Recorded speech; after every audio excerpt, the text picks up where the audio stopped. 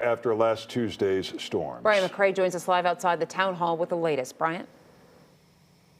Well, yeah, good morning. You can only imagine the frustration people here in Munster have after navigating life without power for more than a week. Last night, town council voting to bring in an outside contractor to help clean up what the storm left behind.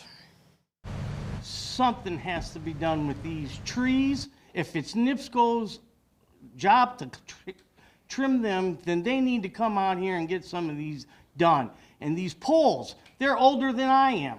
Who's looking into these poles that are breaking when they should maybe have been replaced already? More than a week after a storm ripped through the area, town council members in Munster, Indiana, holding a public town hall. Almost immediately after Tuesday's tornado, the town recognized that recovery from this continuing emergency and disruption was beyond what our staff could accomplish. The meeting coming after the town is still dealing with downed trees and wires, despite Indiana Governor Mike Braun declaring a state of emergency last week, calling in the National Guard. There's dangerous conditions all around the blocks and streets in North Munster. There's no communication about plans to remove that debris. I can't send my kids outside. The council voting to move forward with a $1.25 million contract to hire a private debris removal company to finish the job. You have a major disaster on your hands. This is a marathon, not a sprint. The contracted cleanup work expected to begin in the coming days. It's been stated from a couple contractors who have come in here that travel all over the world and looked at our damage, and they said, we don't even see this kind of damage in hurricanes. Will we be better prepared for next time? Yes, because we're learning right now.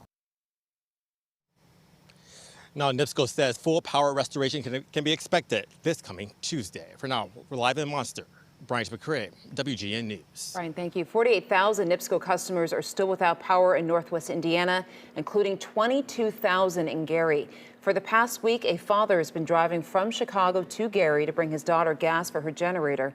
Tree removal crews were in front of her house yesterday. It's been pretty rough. You know, she's been very stressful. Been very stressed out about this situation, so at least this is some relief on her. Food was also passed out to storm victims at the Gospel Truth Apostolic Ministry. Joining us now to talk more about the storms and recovery is Gary Mayor Eddie Melton. Thank you for joining us this morning. Do you have people in shelters? What is the level of danger that exists right now in Gary? Well, the danger is ongoing. So we know that we lost 38,000 people, 38,000 sources of power to homes. Gary is a population of 68,000 people. Right now, that 38,000 outage number is down to 16,000. I'm happy to report that. But it's still frustration, it's still anger. Why it's taking so long to get the power restored. And what has NIPSCO told you? Is it because of the severity of the storm? Is that the reasoning that they're giving you? Yeah, well, Gary sustained the highest brunt of the windstorm. It was clocked at about 99 miles an hour when it hit Gary.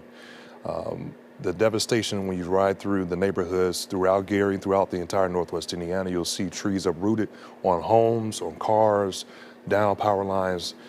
Now we're learning more transmission lines are down, which lets us know that the amount of work is heavy. That's why my demand and request of NIPSCO today, I've been on the phone with them all morning, that they bring in more crews from around the country. Yeah, so is this just the nature of the beast, or do you blame NIPSCO for some shortcoming? Well, I think there's a responsibility for the corporation in terms of making sure that the right amount of manpower is on the ground throughout Northwest Indiana.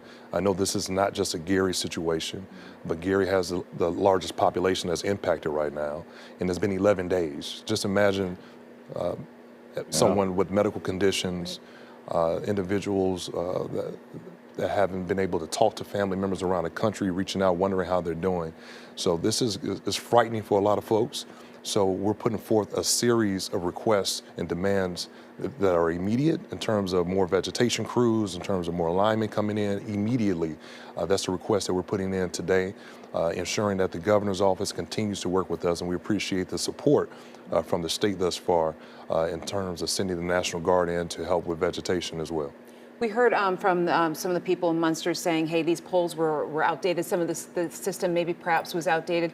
Do you share some of those concerns? Are you curious about, or, I guess, yeah, really, do you share some of those concerns? Well, absolutely. Yeah. I think this is a time that post the storm, we need to start talking about how do we harden the system. more and more storms are going to come that we're seeing. Last year we had about 6 storms throughout Chicagoland, Indiana area. We're probably at 14 storms this year right now. So winds are getting stronger. We need to be more prepared. So how do we build a more resilient infrastructure in our grid system? And that's going to be the responsibility of the corporation.